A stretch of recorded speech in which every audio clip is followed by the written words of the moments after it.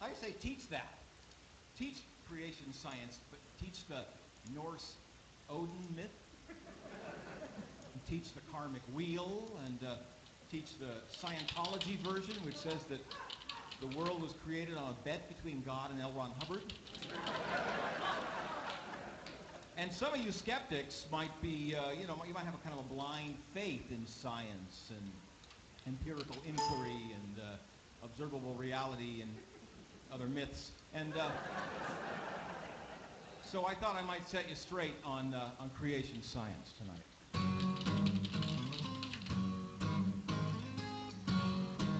God made the world in 7 days. Well, that's 1 week to be specific. Now that's what I call scientific. Say hallelujah, sing his praise, 4042 BC. On Monday, August 27, he made the earth and sky and heaven. Then he punched out at 5:03, then he made Adam and then Eve. A garden for them to inhabit. The apple right where Eve could grab it. And I got proof because I believe creation science 101. In the beginning it begun. And you are just beginning to educate yourself when you shun evolution. Then Cain and Abel he begat. And they begat all of the rest to us. Which means they must have been incestuous. I'm gonna have to pray about that. There might be sinners in this class who might believe in Charles Darwin. I guess that's just their loss and our win. Because I'm gonna flunk their ass if you make Genesis your text. You'll laugh at Darwin and what he sees to be the origin of species, because he's just plain oversexed creation science 101. You ain't no monkey's great-grandson. You've got a research paper due about the 50 reasons to shun evolution.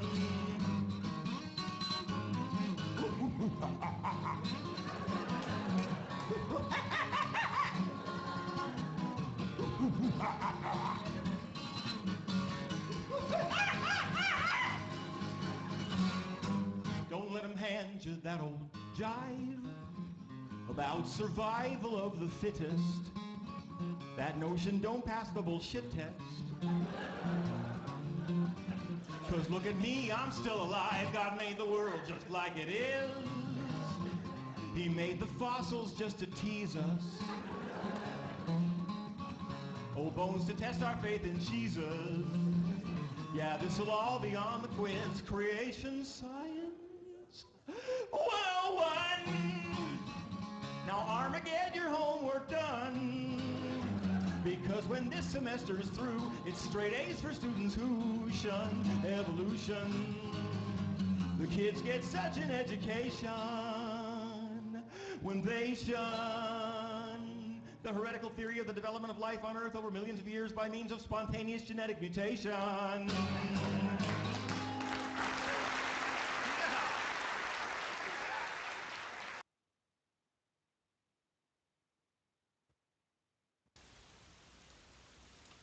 Hello and welcome to this lovely June 5th. Hello and welcome to this lovely. Welcome to this lovely May 5th, 2013.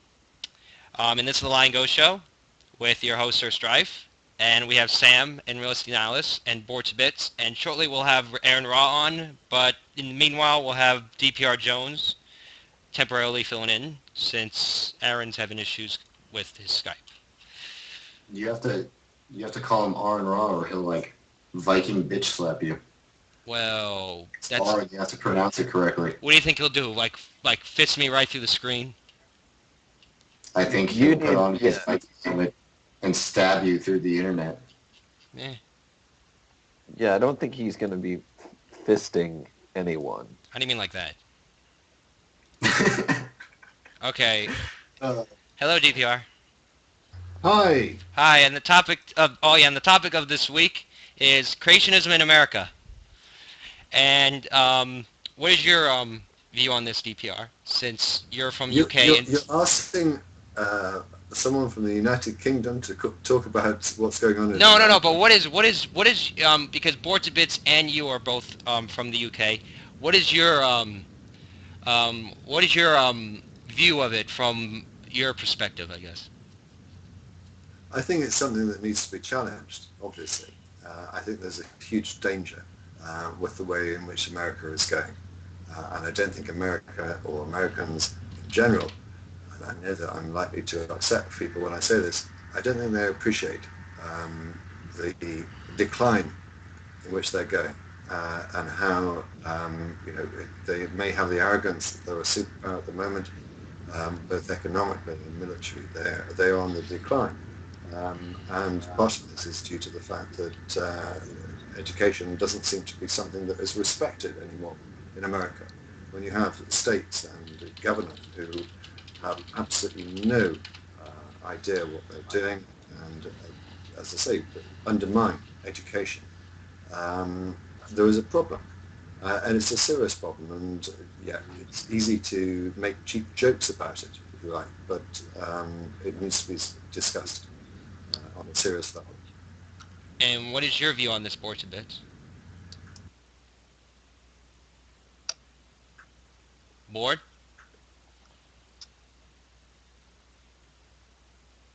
He's AFK, isn't He's he? abstaining from the view.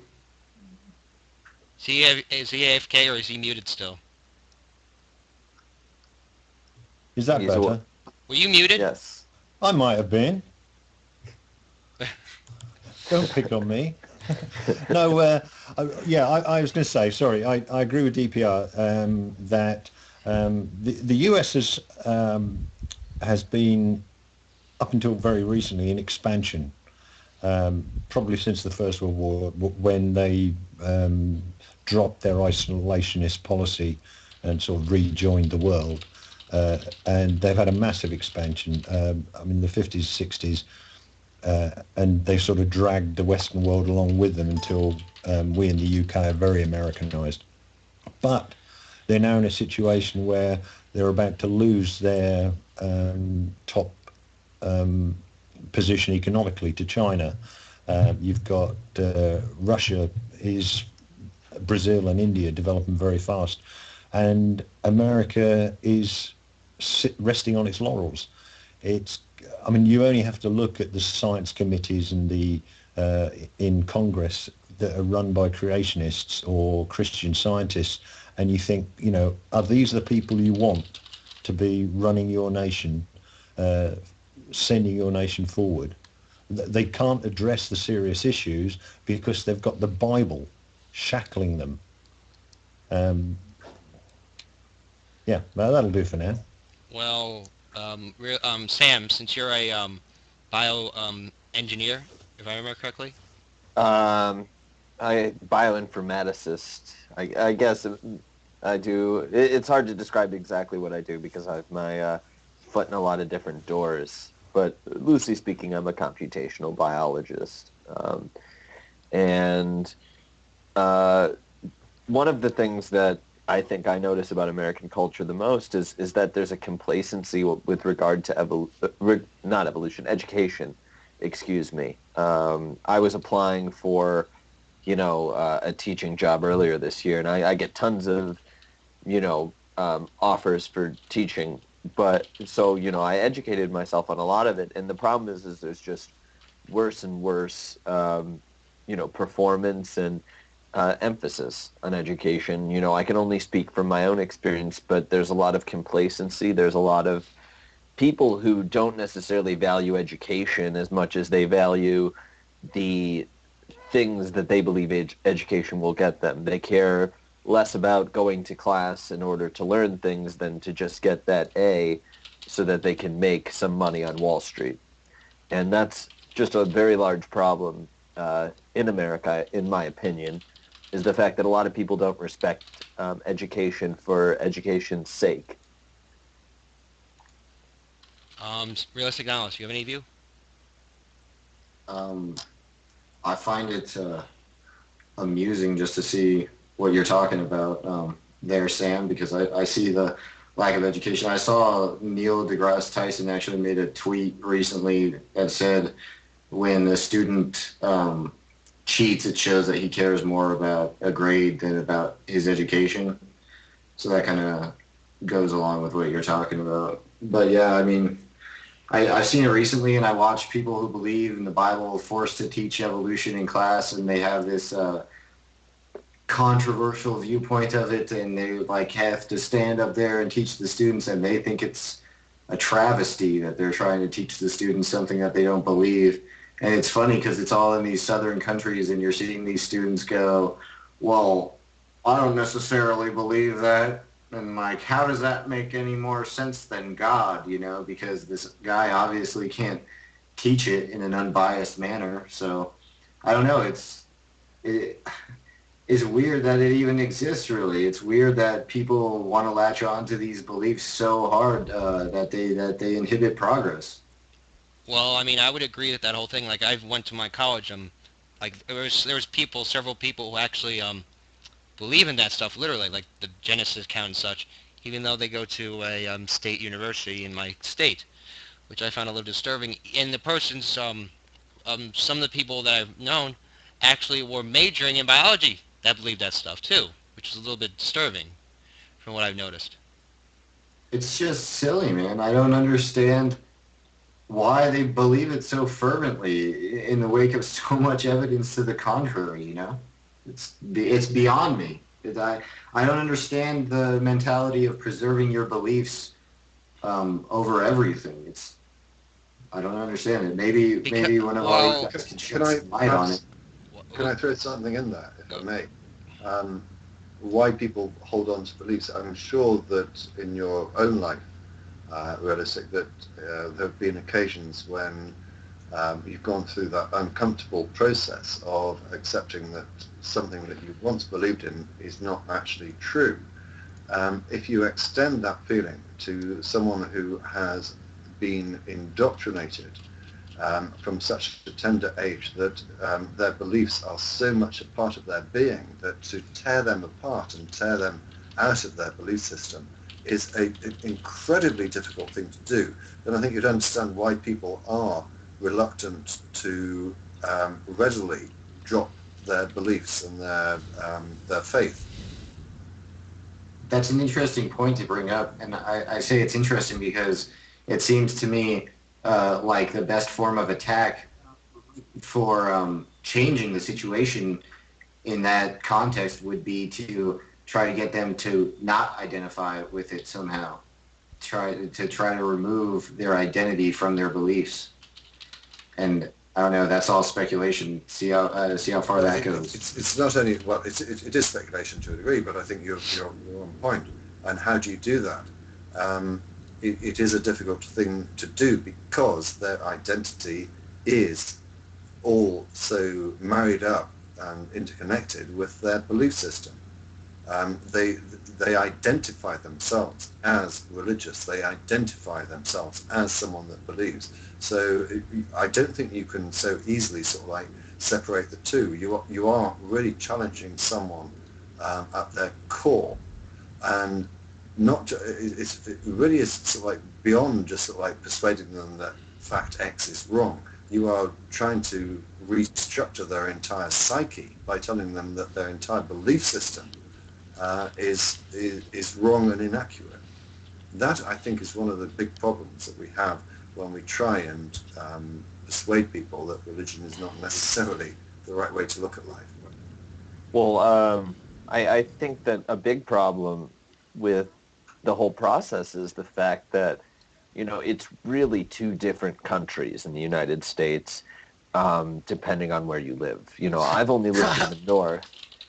Sadly enough, that's the way it is. I've only lived in the north, and I've not, luckily for me now, I've been at university for quite a bit now, and, I'm on to grad school, and it's at the same institution I went to undergrad, and it's in Connecticut, which is northeast. I've never run into a creationist while I've been academically studying, but a friend of mine, she's doing her PhD in Tennessee, in Oak Ridge, Tennessee, and there are multiple creationists in her earth science program. And there are people who deny global warming in her earth science program. Wait. So why do they take the class if they will know that it will contradict what they believe? So what's the point of taking that earth science class if you know that it's not going to do, yeah, pretty much, right? Yeah, it's to me, I don't understand it, but that's what it is. But the issue is the environment. You don't have the people there who are telling you that, you know what, you got to believe in what's real, in what reality is. And so when you have from my experience, it's each region is a different country. The Midwestern United States is fairly, where I grew up, fairly, middle ground about these things, closer to the South, but not quite. The South is very radically Christian, right? And the Northeast is much more similar to Europe. And it's very interesting, how regional it is. And it's a lot of it's the culture that surrounds it. And, when I was applying for teaching jobs, I actually looked at a lot of jobs in the South because, I figure if I want to, have my goals of having a better society, I got to go where the problem is. Well, I mean, I agree that the whole issue, like, I live in the Northeast, which you just stated, and I never even knew about creationists because my family was not religious or anything. My family was, I won't even say moderate Jew. They were less than that. But I grew up watching Bill Nye. I grew up watching the History Channel, Discovery, all that stuff. I loved history and science and all that stuff, and I wanted to be a paleontologist. I mean, that's not what I ended up, but pretty much I never knew about fundamentalism until I actually went to YouTube, which I would say is the biggest place of where you see that the biggest exchange of ideas, I would think, on YouTube. Wouldn't you agree? I mean, anywhere. No, I know that, but I'm saying the creationists from America, as in like Eric Hoven's Creation Today, Ken Ham's Creation Museum, Carl Baugh's thing in Texas. What else? There's dozens. Well, But, I mean, I've been to Atlanta, Alex Jones. more than half a dozen times in my lifetime, and it's really a different, I actually, me and my friends did a road trip from Chicago to Orlando, Florida, for an event that we were going to, and it's a completely different country. It's and not to say that it's worse or that the people aren't nice or that X, Y, or Z, but it's the attitudes are very different. It's it was weird once we got into southern Georgia. Every mile or 2 miles we would see an anti-abortion ad or something like that. How recent was this? This was very recent, 3 years ago maybe. I mean, like the last time I went to Florida, like I never noticed anything like that. Maybe it was because I was not established to this stuff, but Yeah, I thought One of the that's funniest things I ever saw was driving through just north of the Everglades, and on a really quiet road, and up in the distance there's one of these big signs, ice cream, and it is a tiny little shack on the side of the road just selling ice cream. And as we're walking up to the window, there's a big sign under the different ice creams, we sell ammo. Well, yeah. I have two chalk ices and a box of 50 caliber 38s. ammo. Two things that happened when we were on that road trip was we were in Tennessee and we were driving through the Appalachian Mountains, and we passed by a drive-through liquor store that was right next door to a fireworks factory. Wow, that's not a good combination. Yeah, I don't need, and then the one thing that I will always love Southern Georgia for is me and my friends, we were driving, and just bang, bang, bang, bang, we see billboards. The first one is, we're conservative and we care, and it's just a bunch of random, people being pictured. And then the next one was strippers, come inside. The next one after that was strippers, come take a look. And the final one, and I will always love the South for this, was the only thing that can wash away your sins is the blood of Jesus. I thought I was going to say more strippers. No. Oh. It's a very, very strange place. the most pertinent issue for me is I want, like, does anybody have a hypothesis on how to divorce someone's belief from their identity? Does anybody have? Oh And man. like, is it individual? Like, because you talked about indoctrination, DPR, but that's pretty blanket, right? They indoctrinate everyone the same way. Well, So this is I would you actually think that there's a way to unindoctrinate people just across the board, or would you say that is individualistic in that respect, or what? What I'd say is, from experience in talking to many, many people who've gone through the deconversion process, is that there is not one way that is going to work. I advocate the blunderbuss approach, if you like. So I think there is room for the strident, as he's often described, Dawkins approach, or Lawrence Krauss approach. There's also room for the softly approach, and the gentle persuasion along the lines of, you're not going to get a man to take his coat off if you throw rain at him. You've got to do it much more seductively than that. There's room for all sorts of approaches, and as I say, from my experience in talking to people who've gone through this process, which it takes years, quite often. 4 years is not untypical. 8 years is normal, almost. There isn't one thing. If you ask them, was there one argument that suddenly sort of like the straw that broke the camel's back? And they will say no. It was just a gradual attrition, so to speak. So you ask me how to do it. I don't have a magic wand to wave. I don't think there is a magic wand to wave. I think that it is persuasion and keeping up the arguments, whether they apparently be strident. I don't happen to think Dawkins is that strident. I think it could be a lot worse. I mean, Hitchens, I think, was probably more strident than Dawkins, but it doesn't matter. I mean, you've got that sort of approach. You've got more gentle approaches, but there's no one answer. Well, I mean, from what you... about Oh, good. I was actually just going to say, like, some people who are, well, under indoctrination, like, I think, like AronRa, not AronRa, Eric Hovind, did mental gymnastics. Like, some of them are so in-depth in what they believe in, they'll make mental gymnastics over trying to avoid what is true. Would you agree? No, I think people like him are different because they've got a different investment in it. They've got a financial livelihood investment in it. So there is no incentive whatsoever for them to change their belief. The average person, I think the important thing for people who are debating creationists is to read stuff like Sam Harris and Michael Sherman, people like that, and understand the concepts, the mental concepts of belief. When you've got somebody who's totally indoctrinated, who from a very young age truly believes that there's something that exists called hell, and that their life is a struggle to avoid going to that place, then that's core to their psyche. And I think, as DPR said, all you can do is use a scattergun approach, use different tactics, because you're not aiming to convert Ken Ham.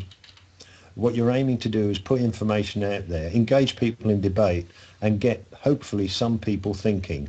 And so that when you get somebody who's intelligent, who's no longer under the 24-hour control of their parents, perhaps they've started college or whatever, and they manage to get onto YouTube and start looking at the stuff, that there's enough different approaches out there that maybe one of them will trigger them. I mean, I debunk, but I also try the scientific approach, so that, to get them thinking, well, yeah, Noah's Ark, if Noah's Ark couldn't have been possible, look, and that's, you've knocked one of the cards out of their house of cards. And I think that's all you can do, is use the scattergun approach, hopefully knock different cards out of their house of cards until it collapses for them. But only they are capable of doing it, because it is so entrenched in their ego. And if I may, just very quickly throw in something in addition to that, there's a wonderful quote, and I know who I heard it from, but I don't know whether it was original. He said, if you could reason with the religious, or the religious people, then there would be no religion. And That was a quote from House. I think you've got to. Well, actually, I didn't hear it from that source. I think it actually came earlier than that. But this is something that you've got to understand, and it's something I mentioned a few hours ago. Excuse me, for self-promotion on the Magic Sandwich Show, when I talked about Andy Thompson's book, Why We Believe in God or Gods, and the point that he makes is that it really is so intrinsic in human nature to create deities that we're struggling against something that is already inbuilt in most people and then exploited by religious movements. And that's a lot to deal with, to try and persuade people out of it. I suspect that the best that we can possibly hope is that religious power will probably be reduced. But the idea of eliminating religious and spiritual beliefs is a nonsense. I don't think that will ever happen. I think it's unrealistic to have that as a goal. Well, all right, Sam, you can go. Oh, sorry. DPR, that's definitely a great point. And a parallel that I'd like to draw is, Steven Pinker recently wrote a really great book about the historical decline of violence. It's called The Better Angels of Our Nature. And if you have time, I highly recommend anyone to read it. It's very interesting, and he talks about how violence is inbuilt in us, but at the same time, the way that we're able to reduce it, because it'll probably never go away, is that we emphasize the things that make us peaceful. And one of the things is society and, the modern ability to reason about things.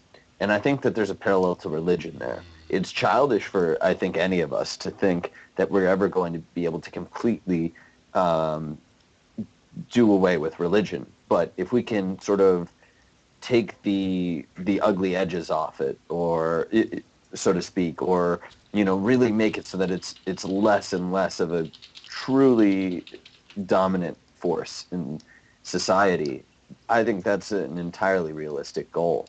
And it just has to start one person at a time. So I can clarify, I think you're absolutely right. If we can remove religion, for example, from politics and having any political influence, I think that's a realistic goal, and one that is admirable as well.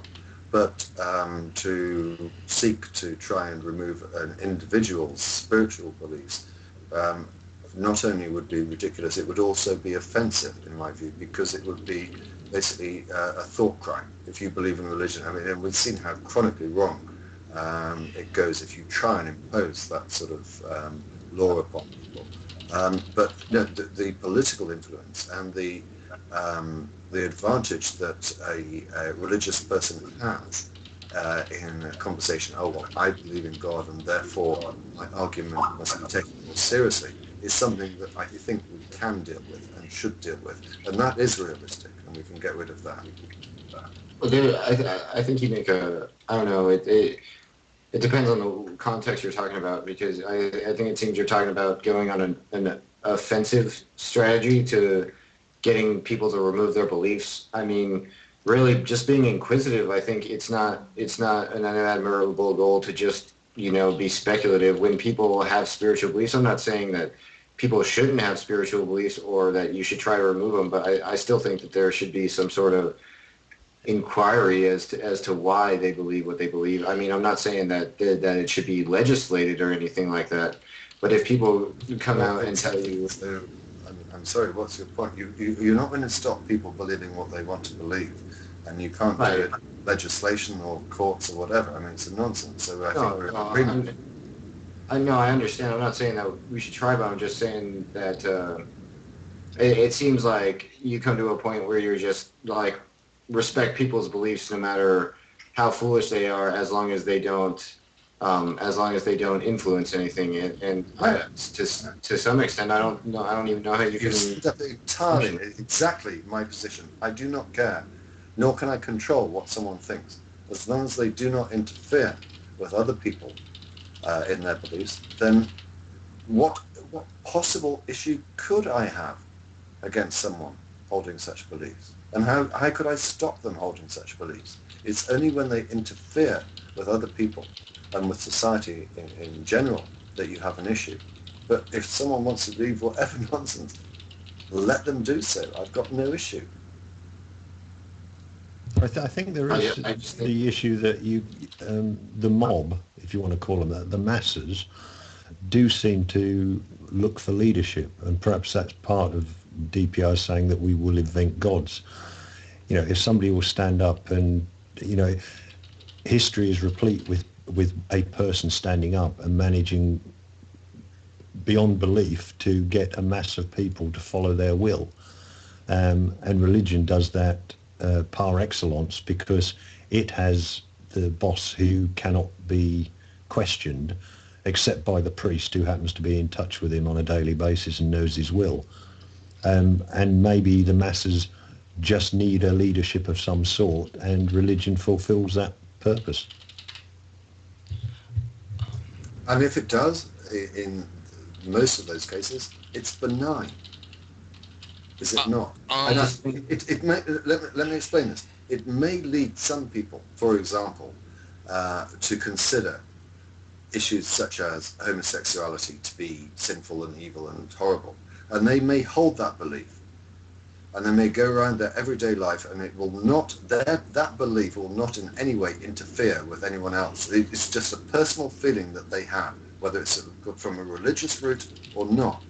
Now, it's not possible to remove that bigotry by passing legislation, is my point. But as soon as they express that bigotry in a way that affects other people, then there is an issue. But we have laws to deal with that. I don't think it's a complex point. You're never going to be able to legislate people out of a belief. Well, although you are, because I mean, history is full of the people's beliefs changing based Go on, on give me an example. racism. Yes, are you saying that racism has disappeared in this country by reason of what, the Race Relations Act? I'd say I would say it's deteriorated greatly, because people had their beliefs challenged by the law. When the law was changed, people then had to consider their beliefs instead of just having a belief which is just a lazy belief and holding it back. On your other point on homosexuality, these people can have a private belief on homosexuality and it doesn't affect anyone. Well, yes, it does. It affects people every time they vote, because they vote based on some ranting politician, right-wing politician, saying, I'm going to round up all the homosexuals and stick them behind a barbed wire fence. So it does affect the law. Yes, I understand your point, and I think it's a good point, but what are you going to do about it? People have the freedom to vote. What are you going to try and do to persuade them not to do that? You can't control the way they're going to vote. And if they have a particular bigotry or discrimination, then they're going to vote in whatever way suits them. You can't say that their vote, therefore, is wrong. And it would be arrogant of us, would it not? Is it not arrogant of us to say that because we are in a very lowercase liberal sense, accepting of other people, why are we right? Why have we got it right, and why is bigotry wrong? Is it not arrogant of us to say, well, you know, we should allow all sorts of tolerance and lack of discrimination? And in fact, we don't do that, but I'll leave that to a follow-up. But are we being arrogant by asserting our liberal views on those that don't share those views? Who's right? Who's to say who is right? Well, when it comes to rightness in that respect, it depends on really what everyone wants, because there is no right way to live. There's just a more preferable way to live. There's just a more a way that's more adequately representative of more people, right? I mean, that's what the whole democratic republic strives to. In your view, then, it's a matter of majority. Finally. Well, I don't necessarily think it's a matter of like whoever is the most powerful is right. I just think it's kind of the Sam Harris view of objective morality in that sense, just what may propagate a sort of happiness for the collective. You're shaking your head. I've never understood Sam Harris's explanation of objective morality. So I'll give you an example then. Well, I disagree. Alan Turing. Alan Turing was hounded because of his sexuality, and so therefore you look at that objectively and say, you know, was his sexual build or whatever, or even choice, was that detrimental to society? If it's not detrimental to society, should he have been hounded for it? And take the same question with somebody. Unfortunately, and I think it is very regrettable, unfortunately at that time, society thought it was something that he should be hounded for. And by the way, I have to say, I have Alan Turing all over the place. This is my mobile phone. Can you see it? This is the... oh, hang on a second. It's disappeared. That is my screenshot. Oh, it's not screenshot, you know what I mean. That's my wallpaper or whatever. Alan Turing. Absolutely fantastic bloke. Yes, an utter disgrace, the way in which he was treated. I can't say any more than that, but society at the time, and the legal system, which is a reflection of society at the time, considered that his prosecution DPR, for what would now be conceived to be minor infringements, if indeed there were infringements at all, were, as I say, disgraceful, disgusting. And the option that he was given, chemical castration or incarceration, it is something that we should be ashamed of and publicly say that we are ashamed of. So yes, in some regards, laws can, well, it's an interesting question, isn't it? Does law change social views, or do social views ultimately get reflected in the laws? It's a question I think is very interesting for me, because I'm actually writing an essay on it at the moment. I'm not entirely sure that you can pass legislation and expect that to make changes. And I'll give you a very trite example I know. Someone who is racist or bigoted, right? He goes to sleep one night. The next morning he wakes up and the Act of Parliament has passed and it has got the royal assent. Does that in any way, can you suggest that that suddenly changes his views or opinions? No, it doesn't. It makes them less acceptable in a legal point of view. But does it drive them underground? Now, the one example I will give you that I think where things have changed, but whether this is because of law or not, I don't know. Drink driving laws. 30, 40 years ago, people were really, really disgusted with the fact, oh God, I can be stopped because I've had a few pints and I can't drive properly. People hated the drink driving laws. Now, if you were caught drink driving and prosecuted for it, people think you're a scum. They dislike, society dislikes drink drivers now. So there's an example where there is a shift, but whether that's because of law or law reflecting society is, I think, a very interesting question. Thank you very much, DPR, for that lovely speech. And welcome the main guest of honor, AronRa. How you do? Hello. And we also have a theist who would want to come on. Okay. Which is a little bit new. Let's bring him into the shark pit. Who's AronRa? Introduce yourself. He's on YouTube. Because this is, I know I've said this to Aaron before, but many years ago when I first got into YouTube, I was in a chat room discussing things with people, and someone said, "Oh, you should check out this bloke AronRa. He's really good."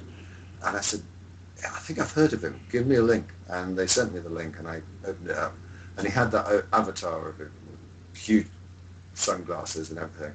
And I just looked at him, I messaged him straight back and I said, "No, I don't like him. He talks too fast." So that was some years ago, and in the meantime, I've had the opportunity to meet Aaron in person. I have to say, I don't want you to get all emotional, Aaron, but he's one of my favourite chums, not only on the internet, but the entire world. It's always a privilege to think that he calls me a friend as well. Well, thank you, sir. Okay, hello, James. Howdy.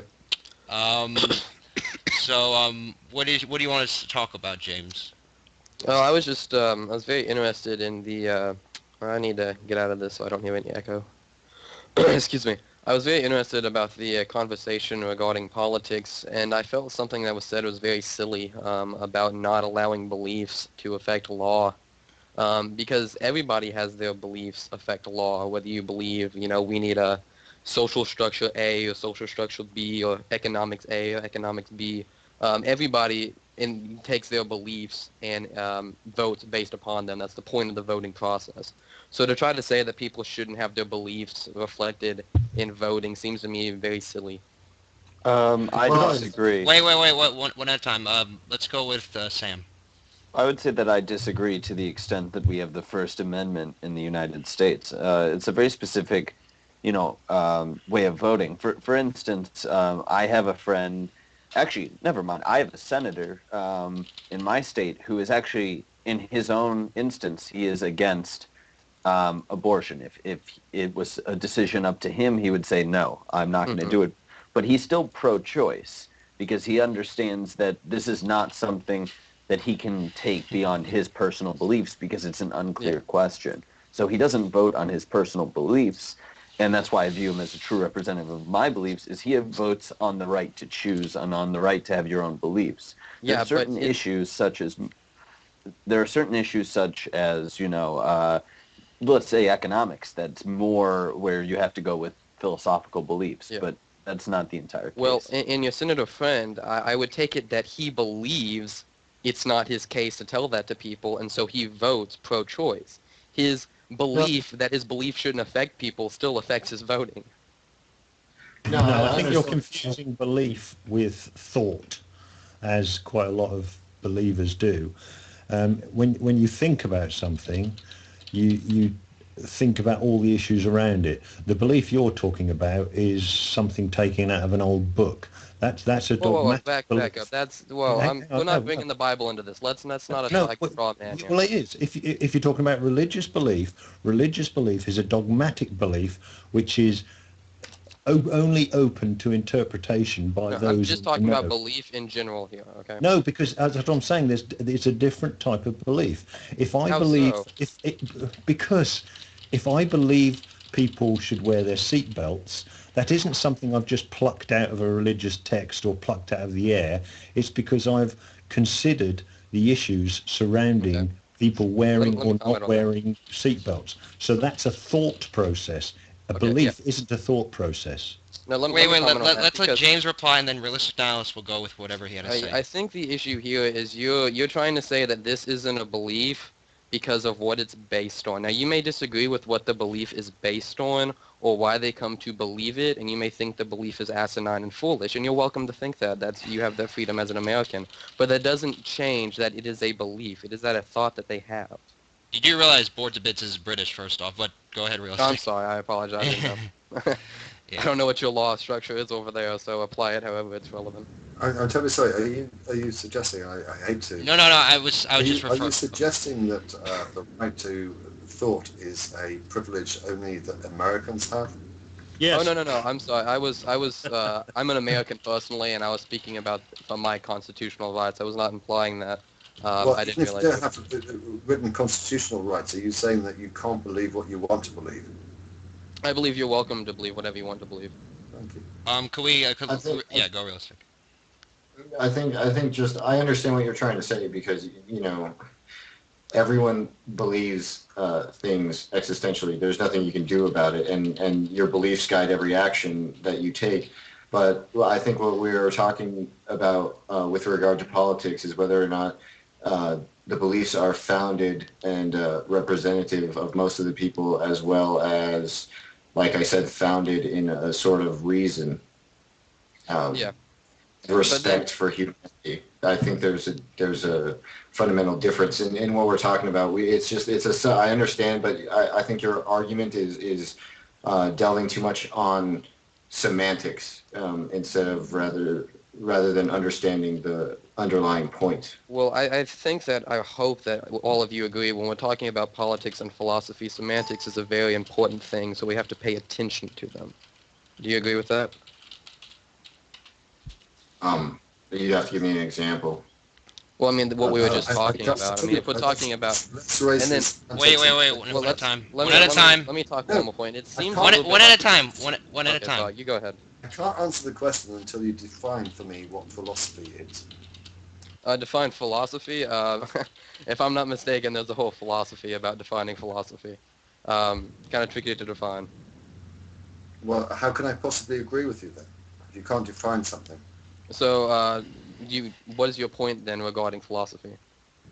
I'm I saying mean, I've heard it defined until multiple you ways. define I've heard what philosophy. is. Wait, one second. Excuse me. I'll give several definitions I've heard, and I've heard philosophy as What defined as do the you think pursuit it of is? wisdom. I've heard philosophy defined as No, James, thinking about the James, proper way of thinking about things. James, he's asking for your definition, not what anyone else says. He's asking what you think it is.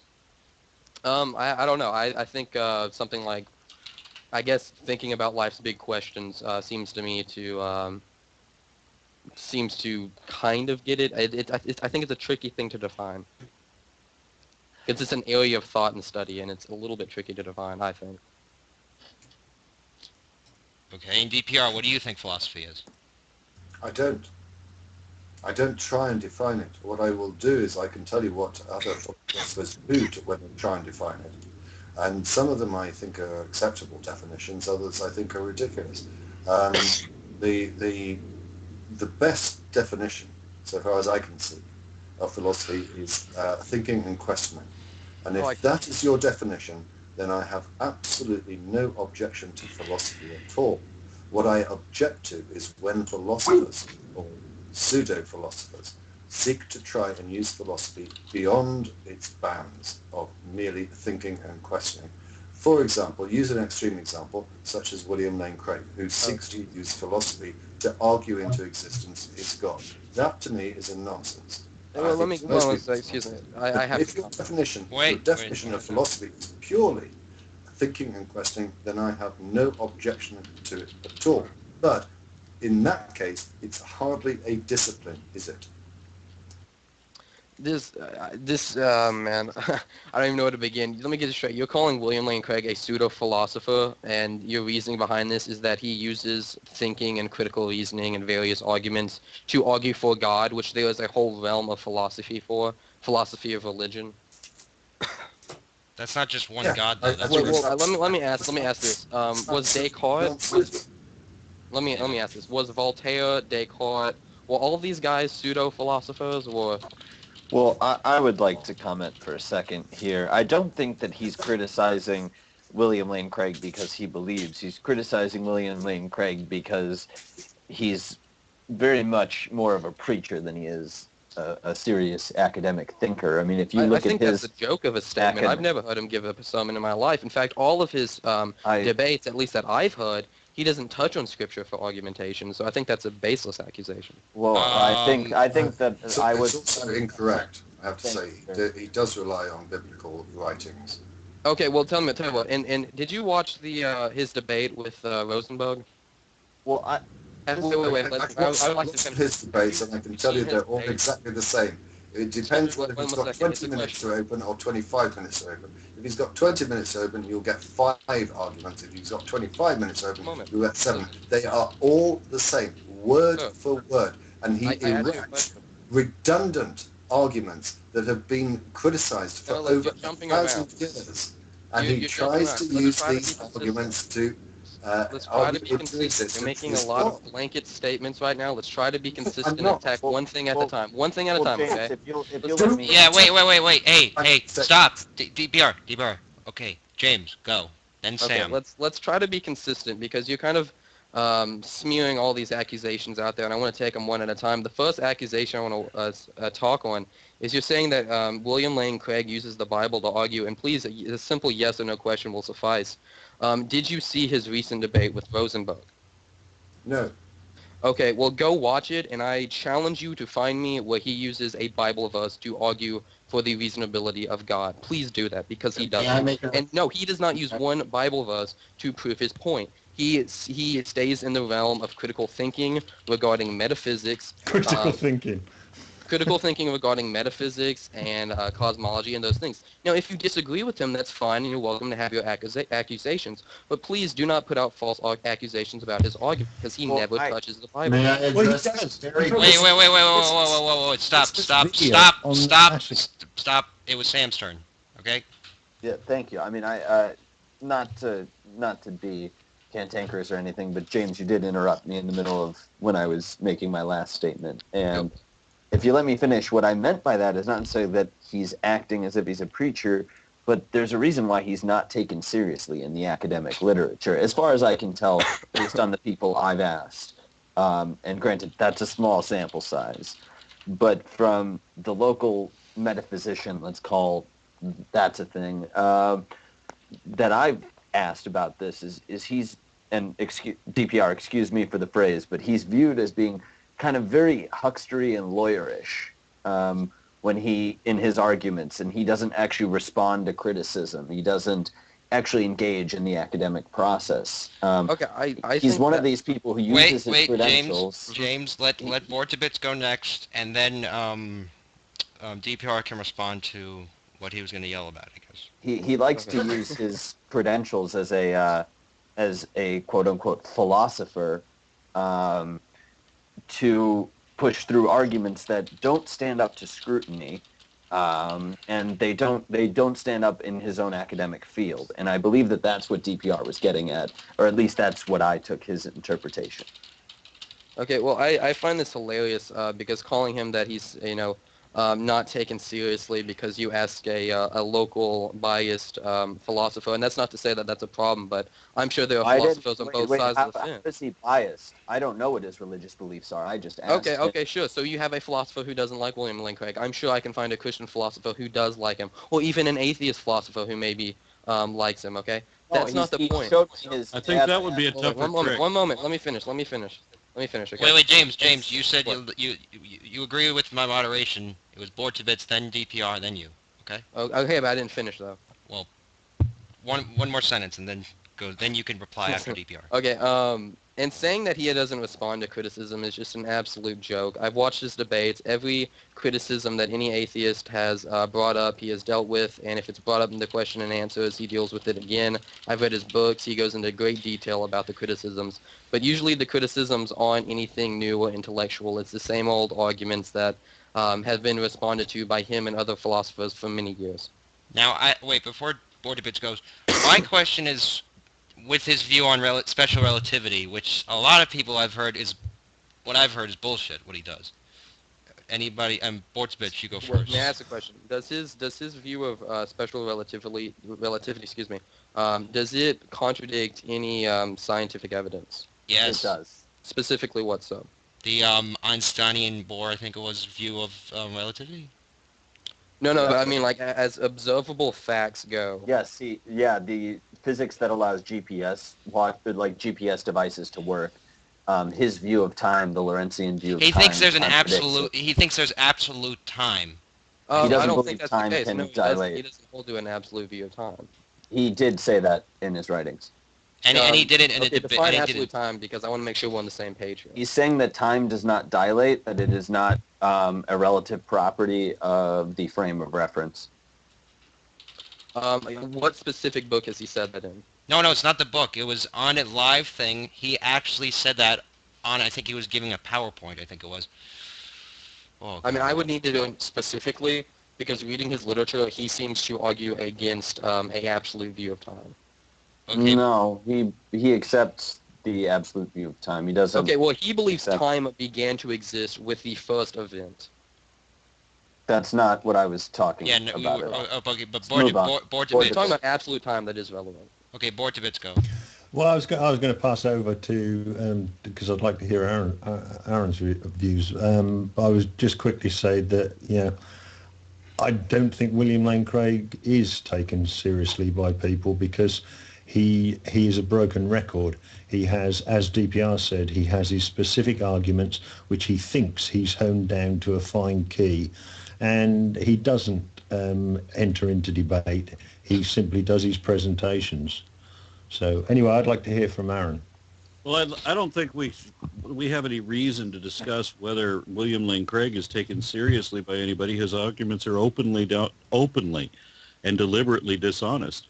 I mean, when he makes the claim that no one, it rejects belief in Christianity because of any lack of evidence, we all do it because of a love of sin. No, that is an out-and-out lie. There is not one person ever who took that position the way he says we all do. We all take the position for the reason that he says none of us do. Can you give me a specific example? Because I need to hear his own words here. Okay, yeah. If you're gonna say he's being dishonest, I want his own words so I can comment on them. Oh yeah, no problem. Give me just a minute. Can I get a video link or something like that? It's quoted. It's quoted from his book on trying to promote faith as reasonable. But give me a moment while I look it up. Can we possibly? Can I just jump in? Go ahead. Yeah, well, I'll just say the other simple fact is from Reasonable Faith, where you can tear up the entire book, apart from one sentence, where he says, it doesn't matter what the evidence is, because I believe. Oh, wait, yeah. I actually seen him... Let's step back here. Wait, can I just say something? I seen the footage of him actually saying that the Holy Spirit tells me it is true, I think he said. And he said, all right, even let if me give you the exact quote. What? When a person refuses to come to Christ, it is never just because of a lack of evidence or because of intellectual difficulties. At root, he refuses to come because he willingly ignores, lie, or rejects the drawing of God's Spirit onto his heart, another lie. No one, he says, no one in the final analysis really fails to become a Christian because of lack of arguments.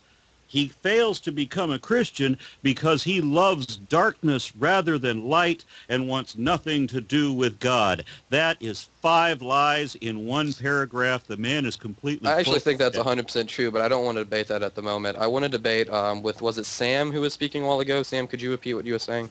And tell About me, what? so you think that that's 100% true? Yeah, I think I've spoken to many atheists, and So from my respect, listen, I don't want to debate this issue, because we were having a good debate. No, I'm sorry, you've got no choice. Are you telling me... No, I have a choice. I can talk about what I want to talk about, okay? We're going to bring you back to this one. What? Because your man lied here, and you're saying that this is true. This is false 5 ways. Okay, wait, prove that it's a lie. First off, could it be that you actually are willingly ignorant and you're just not aware of it? Could that I don't be the have case? faith. You're just not aware of it? I want to... Stop. Okay. James no, will go. I am not willingly ignorant. I am not ignorant I of... would like to address a point. I am fully aware of my cognizance. I am aware that I am not ignorant, and I can state the fact to prove it. When you challenge me on evolution, for example, I haven't brought up evolution. I didn't ask if you did. I didn't ask if you did. It might be good if you listen to the entire sentence. Only then can you understand it. When you challenge me on evolution, for example, I can give you a series of facts which are solely and wholly concordant with evolution exclusively, and this is the way that I can prove certain things that we know about evolution to be true and demonstrate that they are in fact true. Now, when I ask you to present facts which are only exclusively supportive of Christianity, you've got zip. No, Nothing. okay, first off, let's think about it. So many blanket... This is just ridiculous. You got ahead. We need to clarify. You have no way to distinguish the things you believe for no reason and with against logic from the illusions of delusion. Nothing. And the same situation exists for every other religion besides Christianity. There's none among them. Can we stop this rant right here? Because I'm a little bit disappointed at the level of argumentation that's going on here. I mean, from the level of praise, this is just pathetic. Stop. One at a time. I want to address a few things. DPR. Evidence. I want to speak on a few things here. first off, going way back to something that was commented earlier about how Craig's saying he doesn't take evidence. Craig is saying that even if all of his arguments fall through, he still has his subjective personal experience that he can base his beliefs on. He can make it a properly basic belief based upon his evidence, which everybody has properly basic beliefs based upon their experiences. I see nothing wrong with him taking his experiences regarding the Holy Spirit, what he calls the Holy Spirit, and going with that. Okay, so let's get that away. I wanted to comment on that before. But second, AronRa, this is just absolutely pathetic argumentation. And I mean, happens continuously. Oh, the Christians have no evidence and none of this, and just ignore all of the hundreds of years of philosophy that have gone on among the philosophy of religion and all this. You just blatantly say it's wrong. And I'm fine to discuss an issue, but don't just come in here, stay here, I suppose I came in. But don't just say, oh, these are wrong, you've got nothing, you can't prove it, because that's just intellectually dishonest. Wait, stop. Excuse me. Wait, Aaron. You don't get to call me dishonest and get away from it.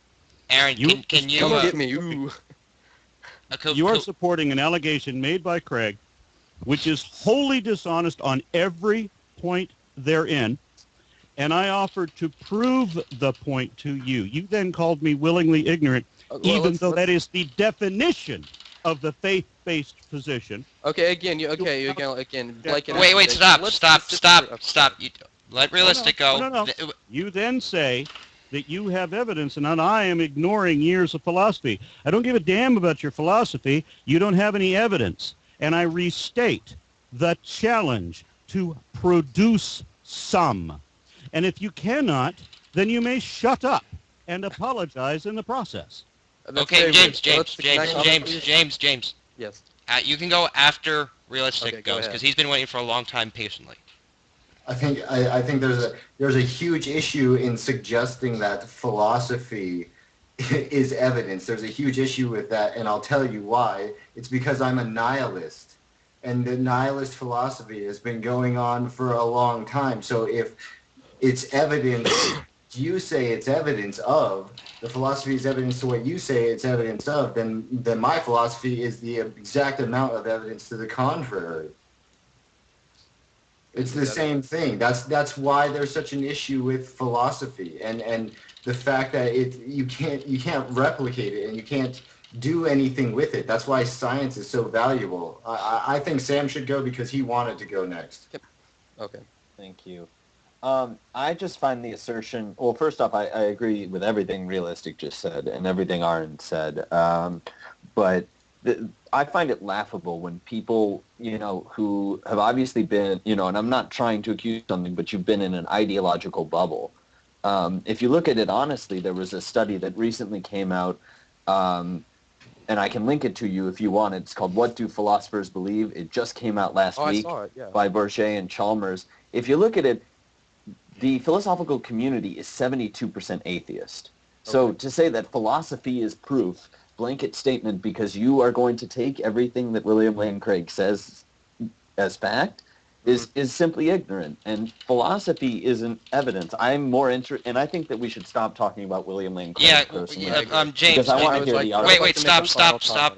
Unless he wants to defend the lie that William Lane Craig just gave in the paragraph that I cited, then yeah, we should stop talking about that. Could we have... wait, James. Can we have a final statement from you about William Lane Craig, and then we'll move on to possibly the topic of creationism in America? Okay, give me a moment to think. There were so many things thrown out there. First off, I don't take anything William Lane Craig verbatim, because actually there's a lot of things I don't agree with him on several things. I reject a lot of his arguments regarding some things because I don't think they're valid. But that's beside the point. The fact that you think that because I defend some of his arguments, I'm therefore his lapdog is insulting to me, because you're lumping all creationists, all Christians, or all theists, or whatever. You're lumping them all into, some idiot who dogmatically believes whatever somebody tells them, and you automatically assume I can't think for myself. But the second issue, I want to... But that is exactly what you did. Let me finish. In response. Aaron, let him finish, and then you can go. Let me finish, please. Okay. And then we're getting off the topic of William Lane Craig. Saying that philosophy is useless because we have science is not at all what I said. Sam! That is not what I said. I'm sorry, please clarify. That's okay. I want him to clarify. I don't want to attack his philosophy I mean, you've done this repeatedly, so I don't see the point necessarily in clarifying myself again. But what I said is that philosophy is not evidence. Philosophy is wholly a priori, not a posteriori. What that means is that it's solely, at its basis, syllogistic logic. That means that it is only logic. It can't be evidence by definition. Well, when I say evidence for, I mean I would get what I would call evidence for, there not being a married bachelor or something along those lines, But because that's it's a not logical evidence. contradiction. That's definition. That's a definitional thing. It's not exactly But evidence. okay, but That's what's a logic priori. has to That's do with the philosophy. exact Part of cover philosophy is logic and That's argumentation. what I just said. But one thing I wanted to comment on is, let's not forget that science is a sub-branch of philosophy and has has many philosophical issues regarding it. So we have to make sure we keep that distinction. Sorry, hang on, stop. No, science is not a branch of philosophy. The philosophy of science. It's literally No. Science Natural has science. a philosophy, but that doesn't mean it is a philosophy. Natural science is not a priori, as Sam said. Natural science develops hypotheses, it tests them, it observes them, it uses prediction, and from that it provides evidence and facts. And there are various Both- philosophical issues underlining the methods of which we go through to perform science. All right, then let's look at this one. When you get a witness on the stand, okay, and he swears to tell the truth, whatever he says, does it become the truth because he swears that it will be the truth? Or No. is it determined to be the truth by examination afterwards? We take what he says and we see if there's any other evidence to go along with it, but we don't blatantly assume that he's lying. Okay, good. Yeah. So if the truth then, if truth is what we can determine to be true, if truth is what we can show to be true. Well, one second. Let's back up. No, hold on. You can follow with me because I want you to understand the definition I'm using here. Okay. If truth is what we can show to be true, then there is no truth in your religion. Okay, this is fallacious on so many levels, it's ridiculous. Well, Several hundred... Wait, stop. James, please, you I have said... to It's not fallacious on any level, and that's what I'm trying to prove to you. I have to comment on this, Strife. Please, let me comment. Okay, but can you first let Sam go? Because he's been... I really need to comment on this because it was directed at me. Okay, but this is the last comment about... This is the last offshoot of William Lane Craig. Can Sam get the final comment then? Okay. I mean, I would like I to want to address comment what on I this. say Saying right something... Wait, who's going? Sam or you? I thought me. I was going to comment then Sam because Roz was addressed at me and I wanted to comment on it. Okay, go ahead and then Sam, and then we're done with William Lane Craig. Saying something, you're defining something as not true if it cannot be shown to be true, and this is ridiculous. No, you said that. That is not what I said. I said if truth is what we can show to be true. Would you argue that truth needn't be true? I mean, truth has to be true, right? What is true is true. I mean, this very basic. What is true, but if it is truth, then it has to be determined to be true in order to be determined to be truth. We don't have to go through a process to determine it to be true in order for that proposition to be true. Okay. Now, if what is the truth is only that which we can show to be true, which is the analogy I was using with the witness on the stand, then by virtue of the fact that there is But that's a crappy definition. But it is a perfectly working Okay, here's why. Here's why. And I didn't get to the end of the You interrupted me to begin with, so let's keep things. You interrupted me to begin with. Okay, so let me comment on this. You not understand. Wait, Aaron, please let him eat it later. Aaron, please let him go so we can get off the topic of William Lane Craig. We're not on the topic. Well, it's an offshoot of it in a sense. Well, Truth, you said, is what can be shown to be true. Now, 1,000 years ago, we couldn't show the proposition about DNA and cell and mitochondria. We couldn't show that to be true. Does that mean it wasn't true? No, it's certainly not. Does that mean that you can state it? If you don't know it, can you state it? I can state it. Yes, it may be asinine. It may be silly. But we don't know yet if it's truth, right? So if you were able to posit an idea, if thousands of years ago you're able to posit an idea, but there's no way thousands of years ago for you to verify whether it is true, then there's no way we can know if it is truth, right? Defining no as justified true belief. I can have the belief and it's true, and then if I have some justification for it, then I know it. If we're Okay, going by the classical definition of no. All right, then, if you have some justification for it, meaning that you can show it to be true.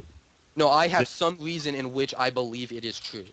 Okay, some reason in which you believe, or some reason which is objectively verifiable. Some that you reason. can Okay, you well, first off- demonstrate? Let me clarify. Okay. Can Go you ahead. demonstrate the accuracy of your knowledge? Okay, it seems to me a little bit like you're trying to say that in order to accept something as valid, we have to have some form of objective empirical evidence for it. That's what I'm That is getting. correct. Yes. That is Okay, correct. this is really silly because you can't prove the external world around you. It's purely, you can't prove it. You can't prove Yes, I it's can. there using logic and science. No, I you can. can't. It's a You cannot basic prove that truth. I am not an illusion. You can't prove that I'm not It's a a basic philosophical assumption. Yeah. It is a basic assumption, can't. but you can't prove it. Because you doesn't- also, can't, We're not because saying we rules, can. even if this is some illusion created by the Matrix, it would not matter because we are still subjects in that video game and the laws still apply to us. We still exist as players in it, and so it is still real to us, even if it is not real externally. no, So I'm talking about, you let's cannot go use back. the age-old argument that I No, can't yes I know can, anything because first off, if I let's can't. go back. You're saying it has to be No, empirical provable, and you're because trying you're to say dodging it's the true. question. You are dodging No, yes the I can, question. yes I can. No, hold you on, are don't dodging- interrupt me. Let's hold on for You're a second. Okay? still dodging the question. What? I'm not dodging a question. Let me answer it instead of talking over me. It's You extremely can't- disrespectful. I'm trying to have an intelligent Aaron, debate. just let him reply, and then you get to go, and then Okay. Sam gets to go, I think. If You I cannot prove that everything around me is not an illusion conjured up by an evil demon. You say, oh, but it's there, therefore it's real. But there may not be other minds like myself thinking. You may be philosophical zombies. I'm going to assume you're aware of that term. Do you know what it means to be a philosophical zombie? Yes or no? No. Pretty much, and No? pretty Okay. much, here's a simple word. Pretty much your NPCs in a video game, Yes. that's pretty much what you are.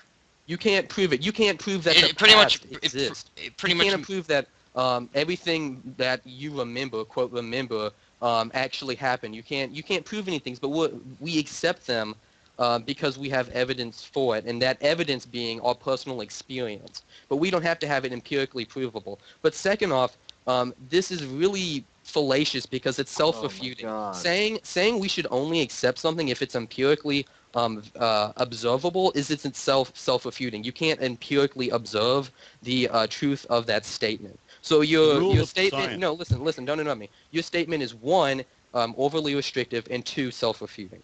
No, I Okay, think the you're problem- using philosophical the multiple nonsense. problems Well, that you have with philosophical this. stop, There I go again. Aaron Ra, I've been- then Sam. So Aaron Okay, Ra the does his multiple reply. problems- The multiple problems that you're having with this is a simple rule of science, that science does not exclude or dismiss anything that is proposed. All things may lay on the table. However, science can only consider those things that are either supported by evidence or they are not supported by evidence, and those things that are not supported by evidence do not warrant serious consideration. But So you you are can't- positing something.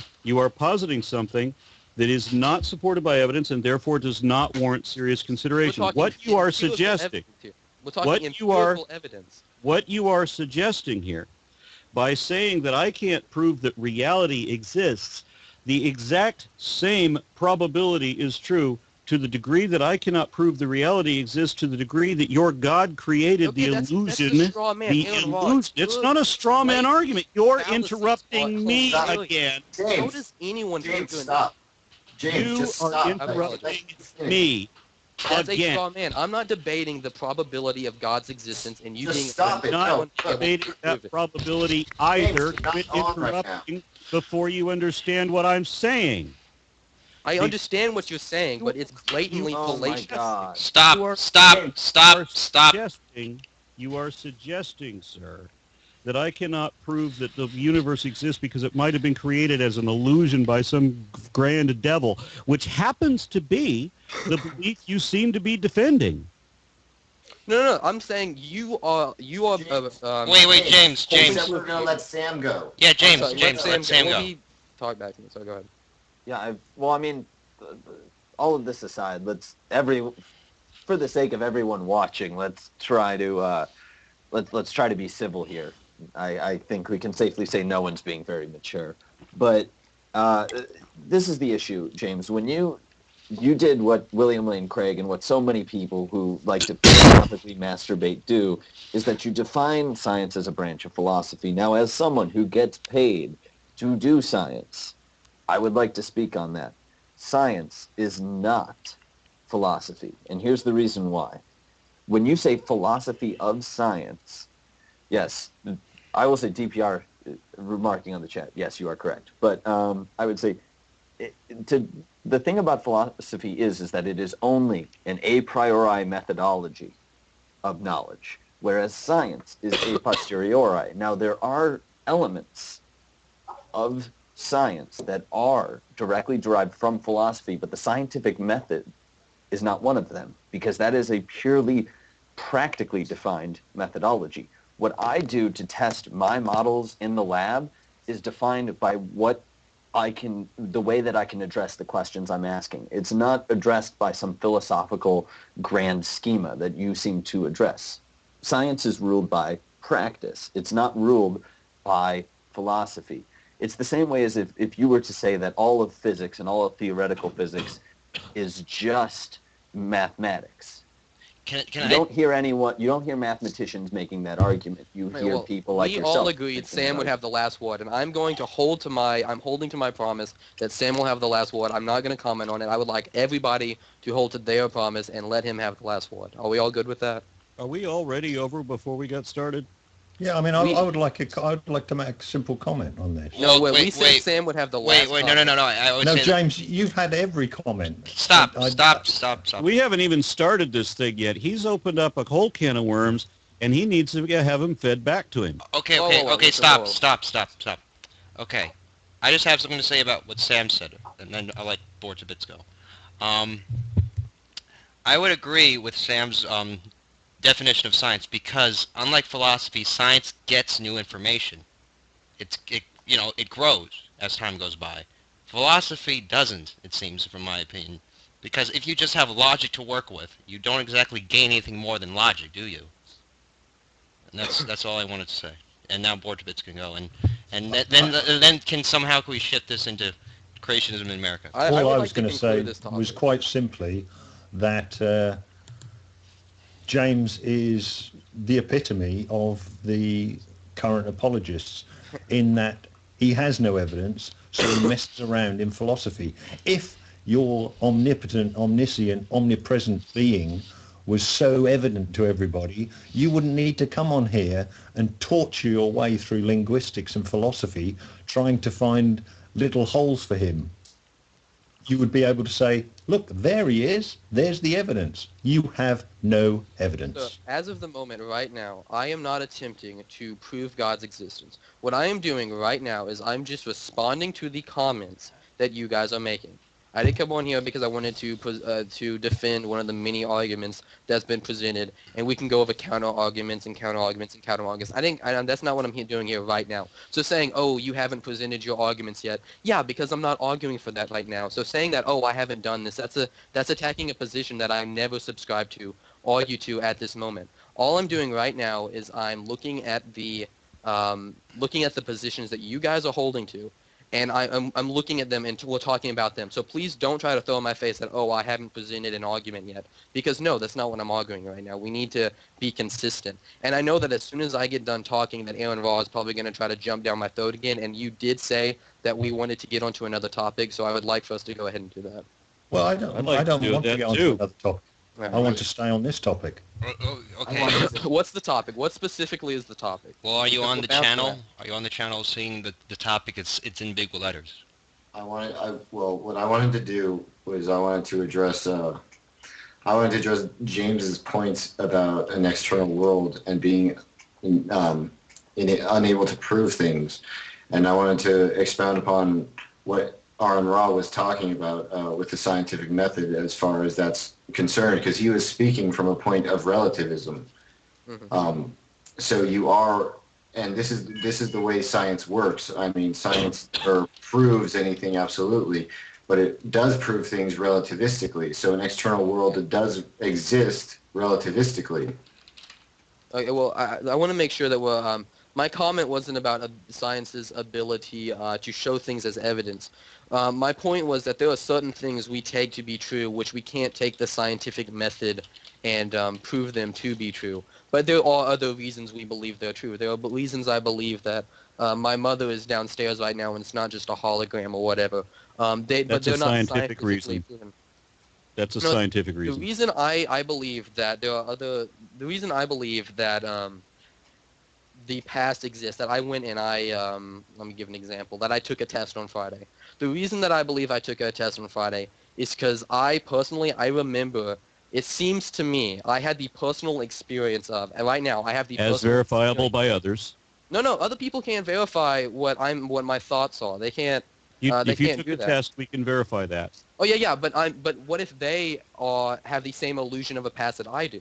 You're missing the point. But then of that. you have an illusion too, though. So what you're Yes, that's the suggesting... point. So let me no. let me finish. The reason that I don't think that my desk in front of me is an illusion is because I have no reason to think it is an illusion. But I can't take the scientific method. I can't take my senses and prove that because that would be arguing in a circle. But I do believe it's there because I don't have any reason to doubt my senses. So whenever we get into a conversation where we ask a theist to provide evidence, what we always get is solipsism. Well, where then listen, we're not anything. arguing about evidence. Aaron, Rob, You can't even. please Yeah, stop. we are. We are actually arguing about it. James, Yes, James, we are. solipsism is pretty much the belief that you are the only, everything is your mind. And the thing is, if you don't have your senses, there's no way you could observe anything outside of your brain, in a sense. So, your mind. Yeah, okay, but this is continually being thrown about, oh, James, you're not presenting any evidence. Because I didn't say, hey, guys, let me present my proof That's of God. not what's happening. You guys, no, Aaron Raw, you are continually saying that I'm not providing evidence. That's but not I what's didn't come on here happening. to argue for it. Yo, you just said it. You just said, oh, That's theist, not. you're just another Once theist again, who's that is not evidence. that is not what's happening. What's happening is that I'm trying to direct you to a line of reasoning where I ask you questions so that you will reveal and understand by trying to answer the question that is, in fact, you do not have any evidence. You keep arguing about how my argument is fallacious without understanding what it is, without attempting to answer the question, and then changing the subject to avoid answering the question. No, listen, Because if you were to answer the question, but understand and be forced to admit that you don't have any evidence. I'm addressing your empiricism because you're saying we have to have evidence. I'm saying, okay, well, let's look at what you're defining as evidence.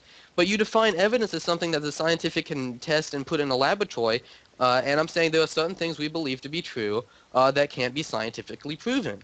I'm not arguing... And you happen to be mistaken about that. No, I'm now, not. I would like to move on. I'm curious to know. I'm sorry. Give me an example, James, so I can understand what you're saying here. Give me an example of what you're talking about. About things that we accept to be true that science can't prove. Yes. Like I said, like the validity of the past, that the universe wasn't created 5 minutes ago, and it just appears that I went through these Are things. you seriously suggesting that it is not possible to verify that everything didn't just get created last Thursday? With the appearance of age? Yes, we can't prove that. But what reason... Okay, so again, what the argument is solipsism. You can't know anything. Everything No, that's not what I'm proving. No, you are misrepresenting my position. Exactly what I am you are. attacking... No, That you... is, No, let me finish. You are misrepresenting again, my position continuously, and it is just Can we absolutely pathetic. I am not arguing that we can't know anything. You have presented a position. Then You have stop said... arguing we have what to we have can't James, do. clarification. Aaron, 1 second, please, if I may. James, give me something. You say that you're not arguing that we can't know things, okay? So give me an example of what we can know and how we can know that. I would say that I know that, I ate chicken earlier today. And I believe that because, first off, I have reasons to believe it. I obviously believe it. And I have reasons to think it's true. So whether it's true or not... 1 second, though, James. Help me with this. I'm really genuinely trying to understand your position. Yeah. Okay? You've just accepted that God could have, or a creator could have, put everything into existence a few moments ago with all the information and memories that we have. Right? Yeah. But now you're saying Oh, well, no, but I believe that I ate chicken. Well, how do you know that you're right in that? Why Yeah, what okay. is your argument not self-defeating? The reason, because I say we have reasons believing certain things. Now, a while ago, I gave the example of the universe beginning to exist. We have no reason to believe the universe began 5 minutes ago with the appearance of age. We have no reason to believe that. And so we are perfectly justified in believing that it's existed longer. Wait, And that's my point. Can I just make a? There's a reason why we would think that. The evidence does not show, like like the evidence that you ate chicken yesterday or something. We could possibly find that out by, well, what's the contents of your stomach, or... Okay, but can you prove that when the universe was created 5 minutes ago, that wasn't just thrown in there and the memory added? Well, how would I know that? I don't think that... How would I know that, though? Wait, So you can't prove it. You're saying you Could I cannot make a point? No, but I'm explaining the example you gave before. How can I prove that you ate chicken, yesterday? Well, it would be in your stomach, wouldn't it? Or it would be in your fecal matter, right? But you can't mathematically prove it with logical... Can I jump in on empiricism, please? Go ahead.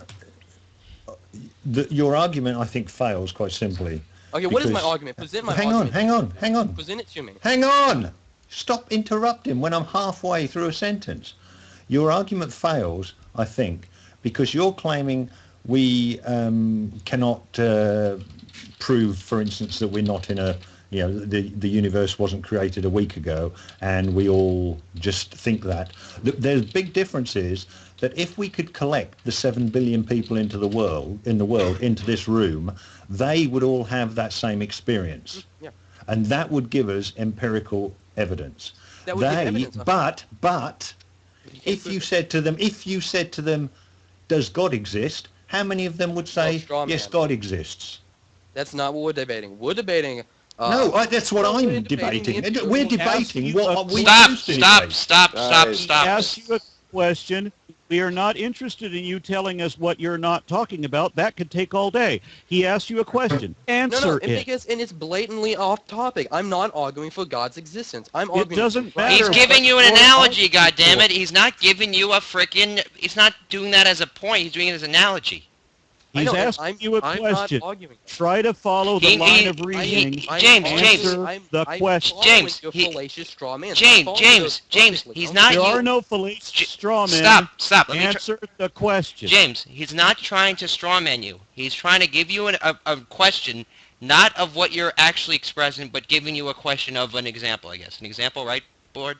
Were you giving an example? Yeah, I think it's a perfectly... He was giving you an example that had nothing to do with what you were projecting. It was just an example of a hypothesis, I guess you could say. It's a hypothesis. Or it's a thought experiment. It's a thought experiment. Yes. That's a better one. He gave you an example of a thought experiment. And what would you think of that thought experiment? About getting the people together to see? Yeah, to say that the idea that we're in the Matrix, or it doesn't matter. And I'll say, but there is no... You can pull these people together, but you can't give me any empirical evidence that their memories haven't been altered and created 5 minutes ago. But empiricism doesn't actually... No, what I'm saying is all of their memories would back up your memories. And the point is that when you then say...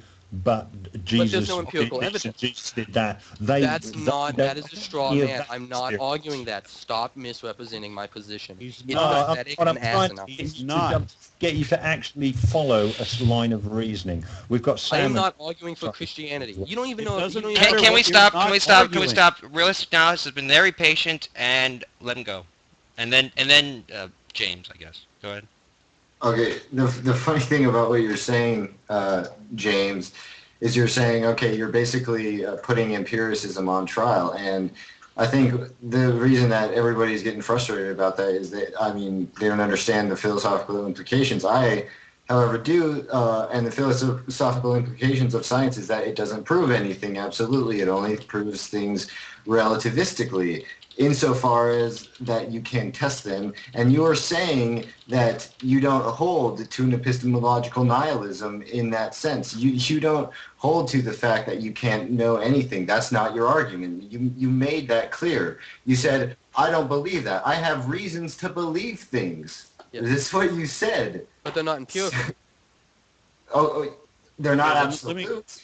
That you're talking. Oh yeah, I agree. You can shed doubt on my reasons. I'm not saying that you can't have any doubts, but I'm saying I have my reasons why. but they're not empirical reasons. Okay, but so why are you arguing from a position that you don't have? You're saying Because I'm trying to show the flaws of his view, of which we have to be Then you're able to strawmanning empirically- yourself to accuse How am I others. strawmanning myself? No. Strawman. I'm using the extreme skepticism and solipsism and all that. I'm using that to show that this view of we shouldn't accept something as valid unless we can empirically show it. I'm using it to show that it's fallacious. No, that's accurate. We should not accept anything as truth until it can be verified. but you're saying Verify that That's statement. a hard- Verify that statement. That's a hard and Verify- fast rule we should live by forever. That True. one right No. there. but Prove you're that to be saying true. this is Whoa. what you're Me and saying. AronRa here. Me and AronRa. Prove that to be true.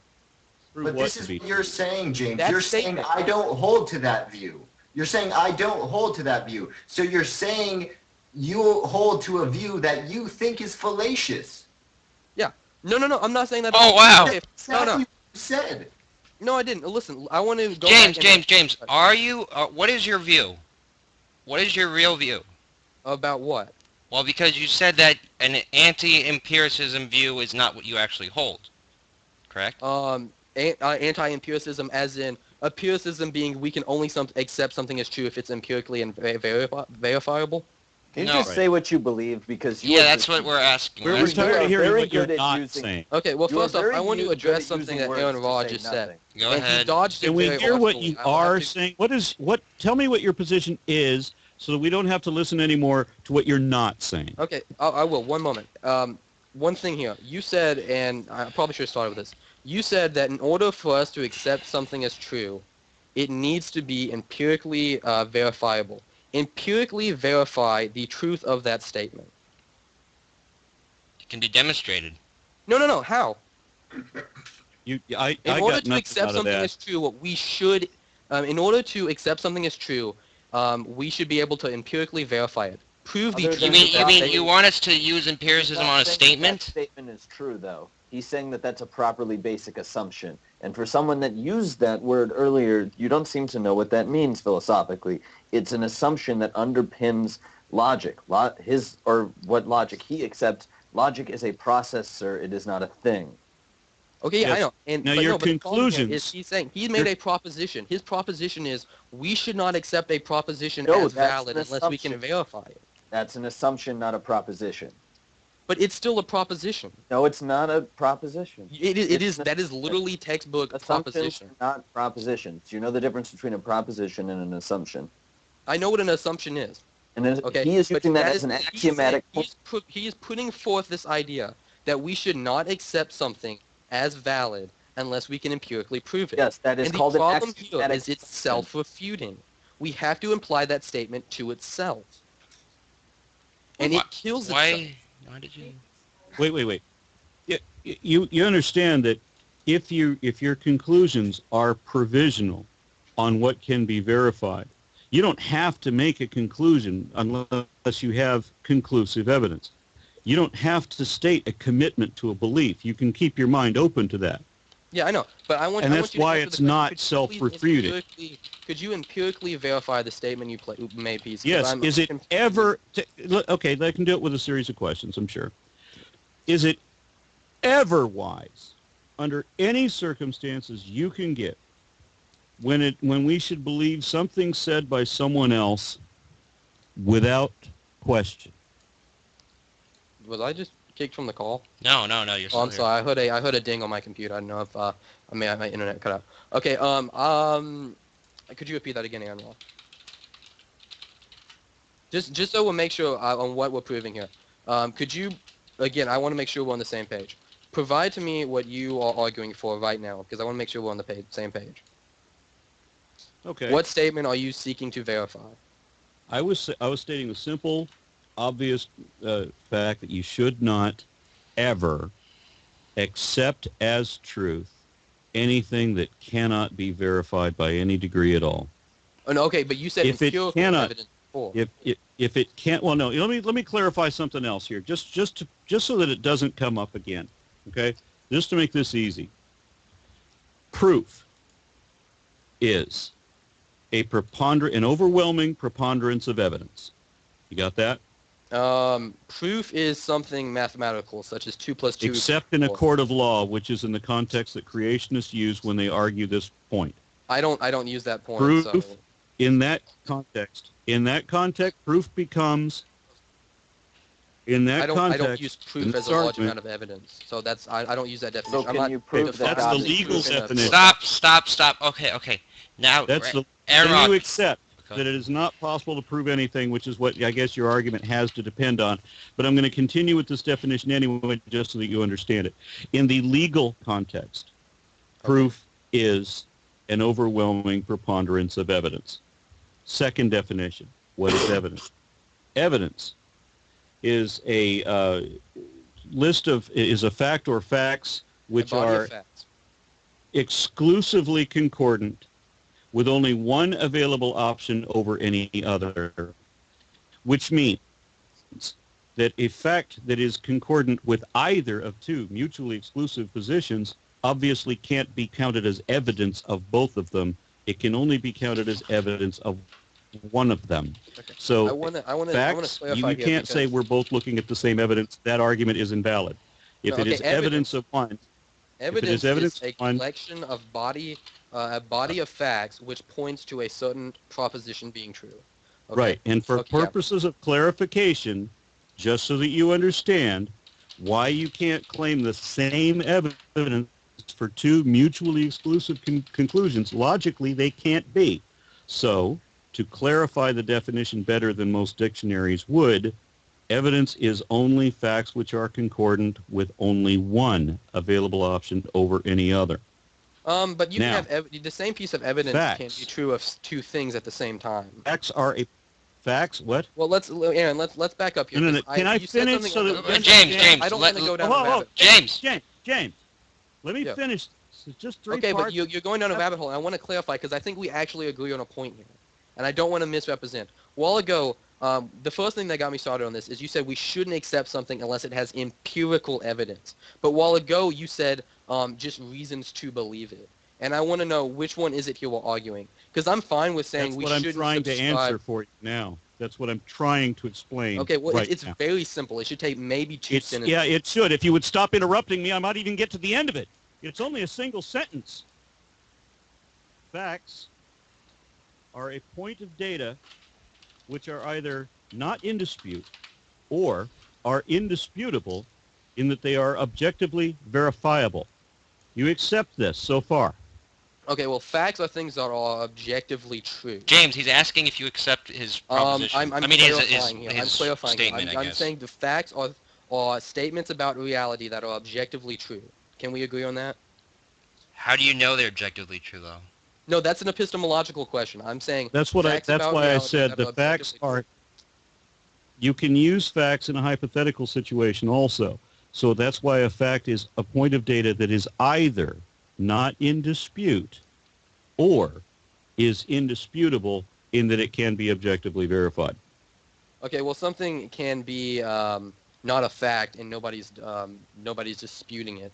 Could you say that other one? No, because as I said, you can be speaking hypothetically. And in a hypothetical situation, you can take certain points as fact for the purpose of analysis. Yes, but it's not actually a fact. Because the way you're defining right, it's not actually a fact is if a bunch of people don't dispute it, then it's a fact. Let's say everyone on the earth for some 1 second, please. Let's assume once again, it is either not James. It is either not in dispute, or if it is disputed, then it is indisputable because it can be objectively verified. Okay, so but my problem if you say, well, the fact is not a fact, well, the moment you challenge the fact is the moment the moment that you challenge the fact is the moment that I have to prove the fact, so it's still indisputable. If you can't understand the hypothetical, if you can't understand the hypothetical context, then drop it. Just condescending. It's very hold on. Let me finish the statement. No, you're not letting me finish is what you're doing. Because I've heard your rant before, and I want to get on topic. Well, this is on topic. I haven't got off topic. No matter how many times you've tried to take me off topic. Aaron, can you just let James reply and then you can go on? You're defining fact as it being objectively provable or objectively able to be shown evidence for. And I don't, in order for something to be a fact, in order for it to be Objectively in verifiable. accordance with reality, I don't have to be able to verify it. It can be a fact, and I can't. Well, wait, verify it. but James, the problem with It's that, not a with fact. the problem with that No, okay, definition so of. whoa, 1 second, excuse me. I have a question for AronRa. No, wait, can I just A say couple something? hundred years ago, you could not verify a statement about DNA. But Does that mean they that didn't it know wasn't about a fact, DNA. It wasn't a fact. But they didn't know about DNA. The That's question is, right. how do Yeah, you they did know know Not a about it? fact They until couldn't verify it. It's a But fact. that's right. You have to At know that the time- fact for it to at be a that fact. time- You do not know of a fact Right. until you know of it. Remember, Yeah, I agree with that, but Remember, that's not a the statement. fact- He's saying it's not a fact unless we can James. verify. Yes, but James, how did but you it know is DNA was a verifiable. fact? How would you know DNA was Not a fact necessarily. 300 years ago if they never heard of Yes. it? Go ahead, James, Go ahead, Aaron. it's a And point then, of then data. Sam. Then If Sam. they don't know it, it's not data. No, if they that's, don't that's, know that's it, a if, simple even and point. if they know it it, still exists. wait, It's wait, still a fact. wait. No, it's not. A fact is a point of data that is indisputable because it can be verified.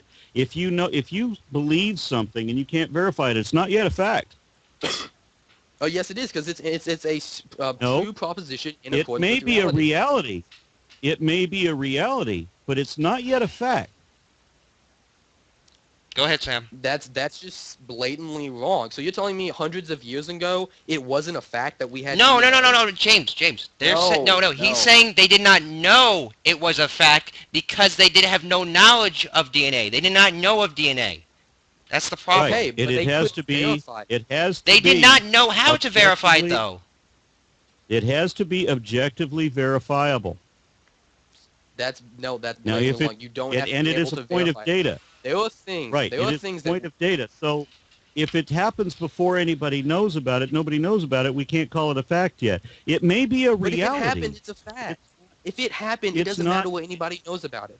1 second. So let's say an alien come down from outer space and they do something for the entire world to see, and everybody sees it, okay? But nobody remembers it, and after they're gone, But how would anyone know the alien was there if no one remembered it? not a fact that it happened. I would suspect that we would have some kind of argument that a No, fact that's not the can't point. No, be a answer fact. me, Anwar. Answer me.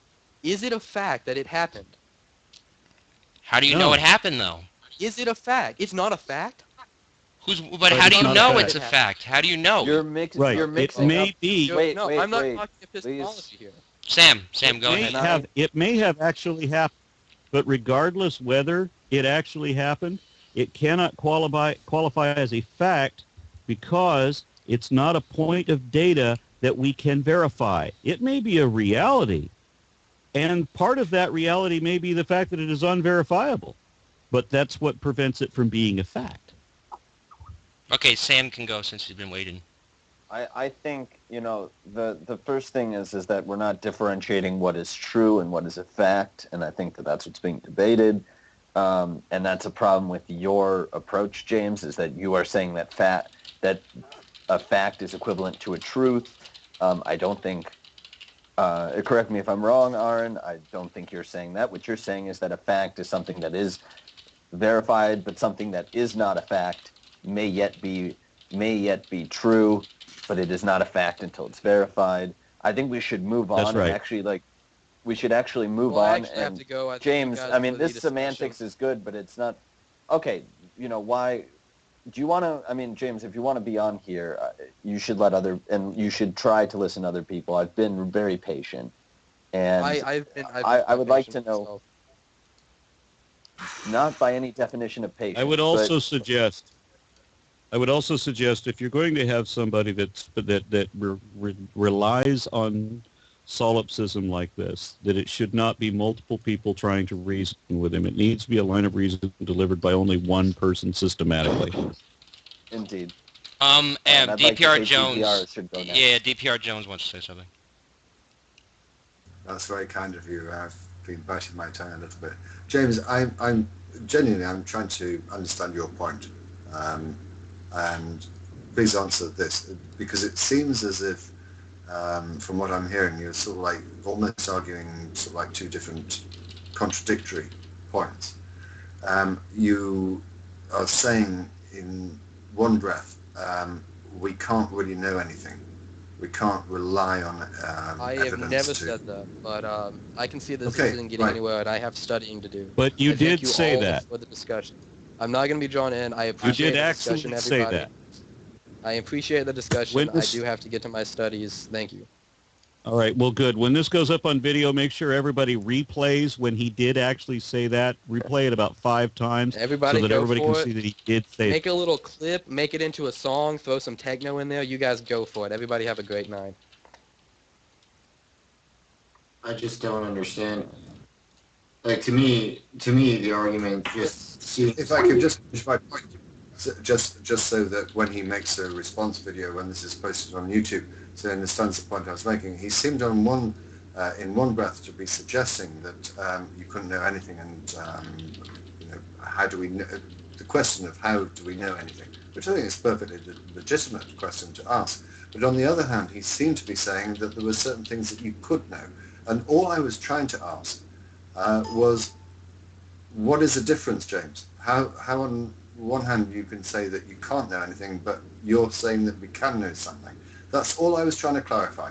So I'm terribly sorry to interrupt you, Realistic, but as I say, for the sake of YouTube and sound bites and whatever, I thought it was important to say that.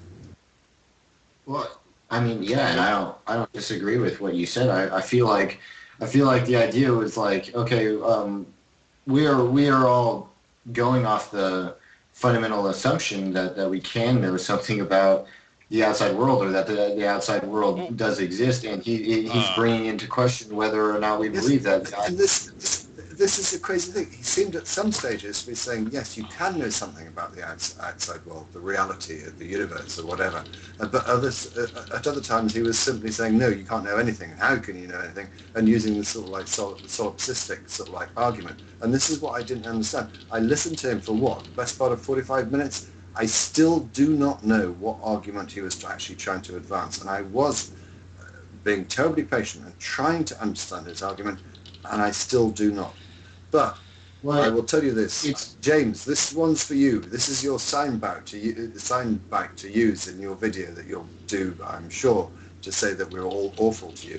I have to say that the God of the Gaps has got so small now that the only area in which it seems to be filled is by absolute fuckwits like James filling in with philosophical arguments that actually are crap. How's that for you, James? Does that help? I'm sorry. I'm bored to death with philosophical fucking crap. Yeah. I was completely annoyed by the fact that William Lane Craig is very definitely lying there, and I think James knows that and is unable to address that. So, of course, what do? They change the subject. When you start talking about facts or evidence or truth or any of these things that you have to accept as being true or false, and that some part of your belief might be held accountable for something, or verifiably accurate or inaccurate or disproved, then they have to argue that you can't know anything. And it always turns into that. I agree. And then we never hear what he actually holds. We only hear what he's not arguing. If I may, I know I'm talking too much. I apologize. But just one last point, if I may. The idea that the greatest entity in the world, the most omnipotent being, has to rely on such redundant, spastic arguments presented by fuckwits like this is a very damning indictment upon this entity, is it not? Yeah, I would agree. I was going to say we have a caller, and we only got about 6 minutes for him to come on, and then we're going to do the after show. If AronRa and DPR would be pleasure to have on the after show, would you guys like to be on? I'd love to. Okay, thank you. Okay. Give me 5 seconds. I'm not sure I'll have anything to say. You know what I'm like. I don't really have many opinions. Well... Yeah, me either. It's okay. You'll be eye candy. No, but I mean, we're gonna have this guy named give me a sec, Johan, and this guy named Inspiring Philosophy. Oh, you just know how to make me angry, don't you? Well, not my fault. Not my fault that somehow Johan knows him and he wants to be on. No, I mean this is the after show. We're gonna do that on the after show since we only got about. But I wanted to echo what DPR said. I mean, my eyes kind of glaze over because the thing is you know. My level of philosophical knowledge, I will fully admit, is not at all up to snuff where I could, where if I was against someone that really knew philosophy well, I wouldn't look like an absolute idiot. I'm talking someone with, a degree and who is seriously intellectually involved in this stuff. But it's very damning that you get, like DPR said earlier, pseudo-philosophers and people who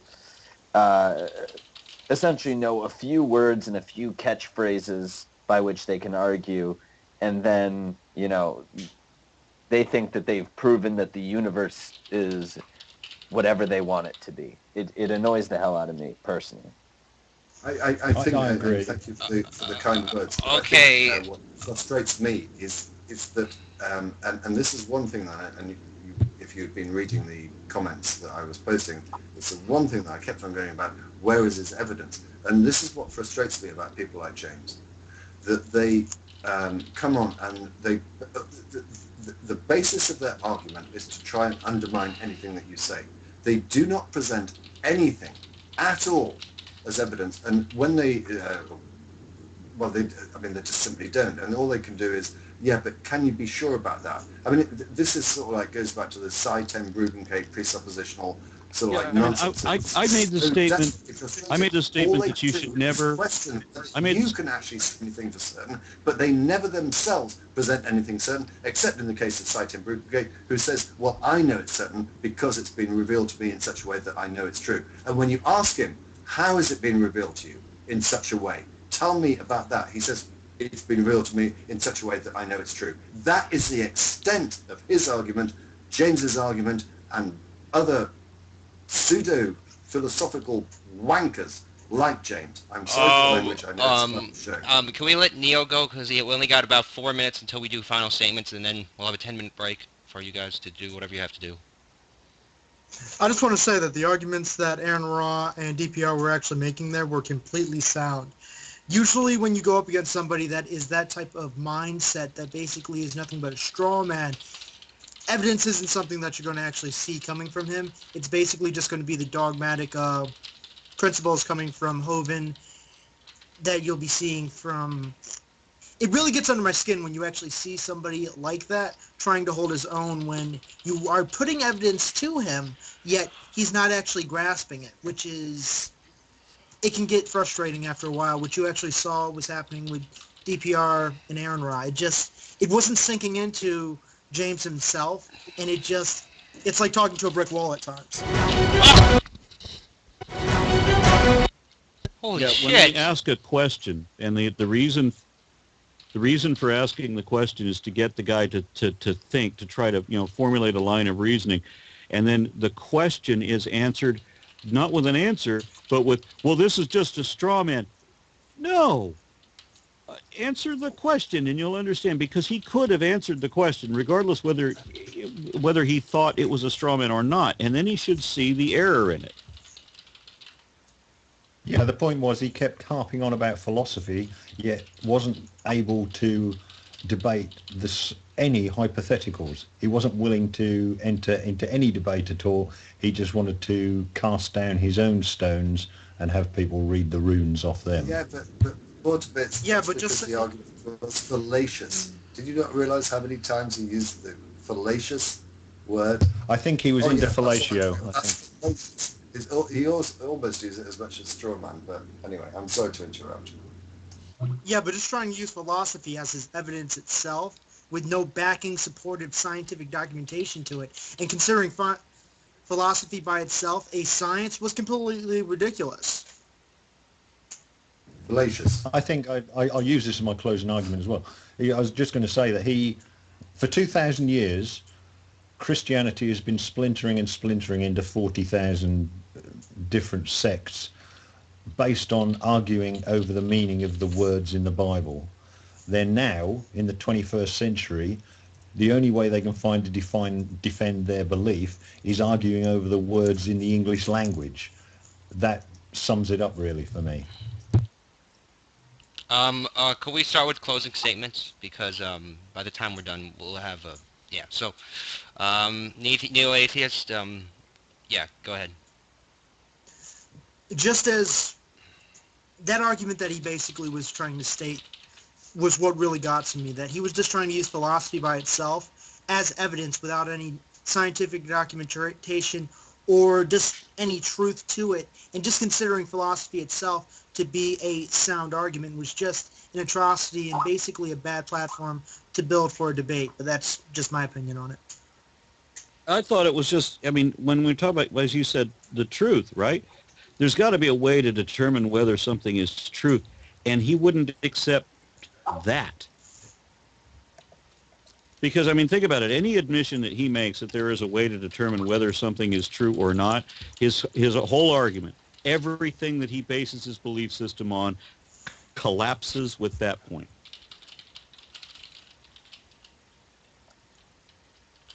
Okay, Aaron, was that your point? Yeah, that's it. Okay, DPR? Well, firstly, thank you for having me on, and I apologize for my language. But I find it deeply frustrating when someone comes on and I listen to them for however long it was, and I don't understand exactly what point he was making. He was unable to explain that point, and he was unable to substantiate whatever point he was trying to make, and I find it deeply frustrating, and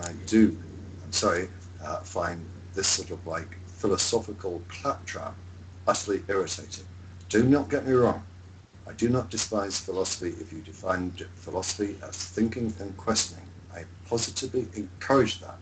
But if you define philosophy as something greater than that, or try and use philosophy to argue into existence, for example, like William A. Creator, God, and I know that James did not try and do that, but I know what he was trying to do, then I think philosophy, unfortunately, you can't use it in that way.